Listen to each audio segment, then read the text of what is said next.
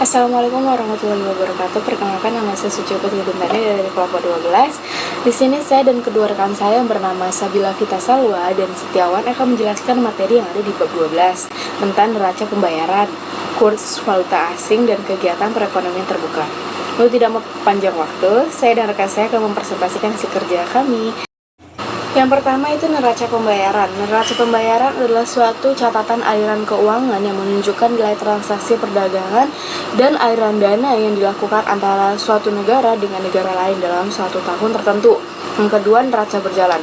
Mencatat transaksi-transaksi sebagai berikut. Yang pertama itu ekspor, impor barang yang tampak. Neraca dari perdagangan tampak yaitu perdagangan dalam barang-barang tampak. Dinamakan neraca perdagangan apabila nilai-nilai itu positif. Ya berarti bahwa ekspor barang yang tampak adalah melebihi impornya. Sebaliknya, apabila ia negatif, maka ia berarti bahwa impor melebihi ekspor. Yang kedua, nilai ekspor dan impor barang-barang yang tak tampak.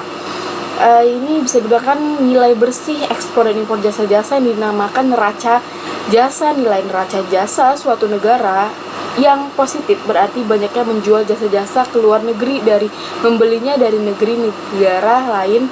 Apabila nilainya negatif, masalah ini juga dihadapi oleh Raja Pembayaran Indonesia, yang berarti bahwa negara itu lebih banyak membeli jasa pihak-pihak menjual jasanya ke luar negeri.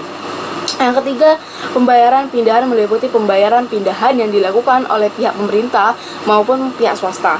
Transaksi ini meliputi pembayaran di mana penerimanya tidak perlu membayar dalam bentuk uang atau jasa. Contoh-contoh dari pembayaran pindahan adalah bantuan uang suatu negara Arab ke Afghanistan atau bantuan bahkan makanan Amerika Serikat ke penderita kelaparan di Afrika, berikan uang untuk membiayai pembelajaran.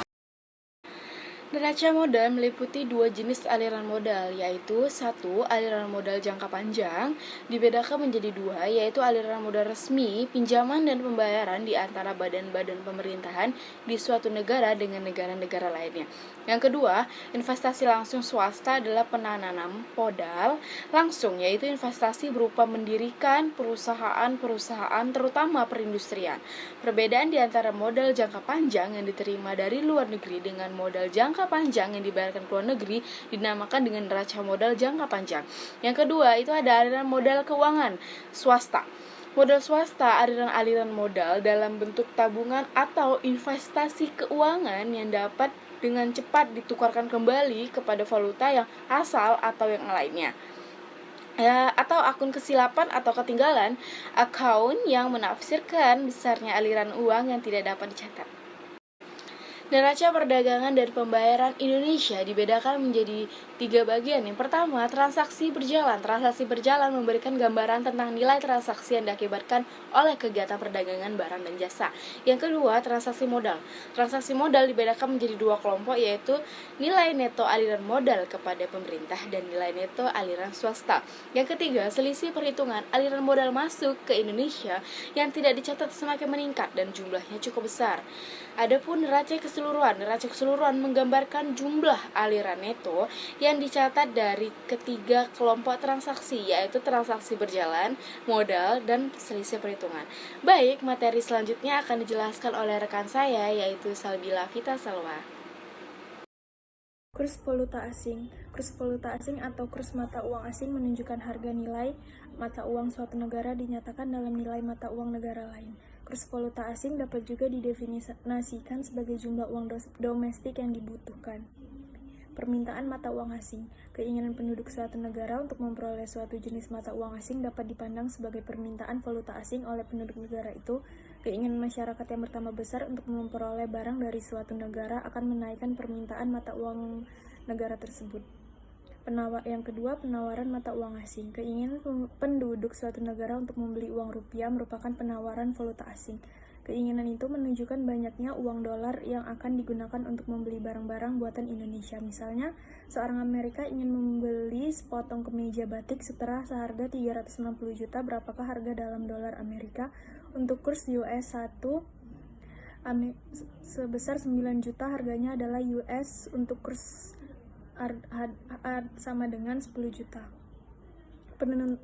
Yang ketiga, penentuan mata uang asing. Pemerintah dapat campur tangan dalam menentukan Kurs valuta asing tujuannya adalah untuk memastikan kurs yang wujud tidak akan menimbulkan efek yang buruk ke atas perekonomian. Kurs pertukaran yang ditetapkan pemerintah adalah berbeda dengan kurs yang ditentukan oleh pasar bebas. Perubahan kurs. Kurs yang ditentukan oleh pasar bebas dapat mengalami dua bentuk perubahan. Dua bentuk perubahan yaitu mungkin berlaku, yaitu perubahan permintaan dan perubahan penawaran. Efek kenaikan permintaan sebagai akibat dari suatu kenaikan dalam permintaan ke atas. Kurva permintaan yang baru ini menaikkan harga dolar dari 150 yen setiap unit menjadi 200 yen setiap unit.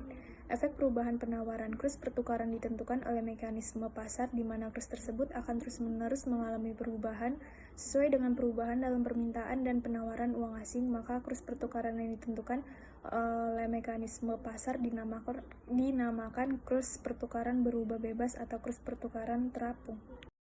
Faktor-faktor yang mempengaruhi kurs. Perubahan dalam permintaan dan penawaran sesuatu valuta yang selanjutnya menyebabkan perubahan dalam kurs valuta disebabkan oleh banyak faktor. Yang terpenting diantaranya adalah seperti yang diuraikan di bawah ini.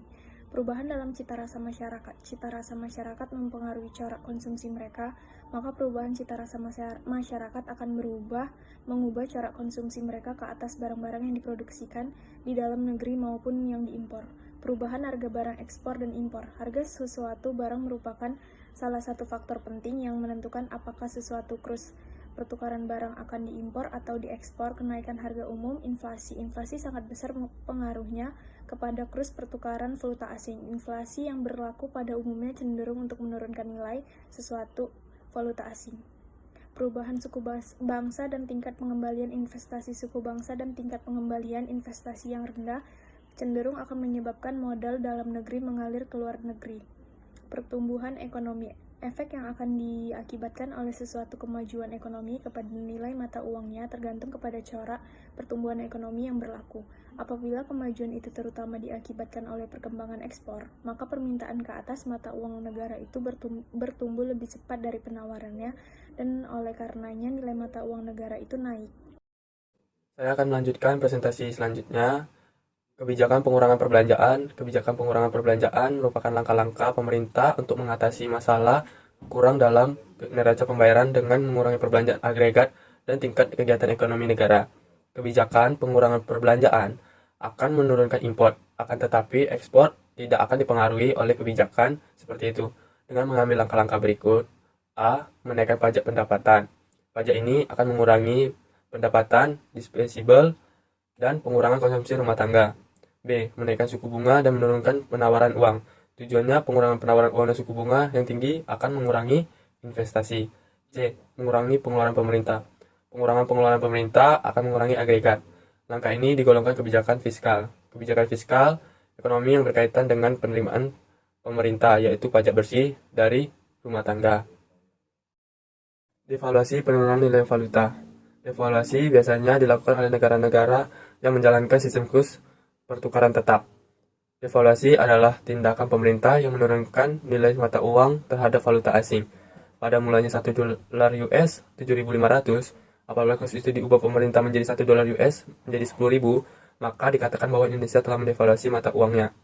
Efek-efek yang mungkin ditimbulkan oleh devaluasi adalah ekspor akan bertambah, ekspor akan lebih murah. Impor berkurang karena kenaikan harganya.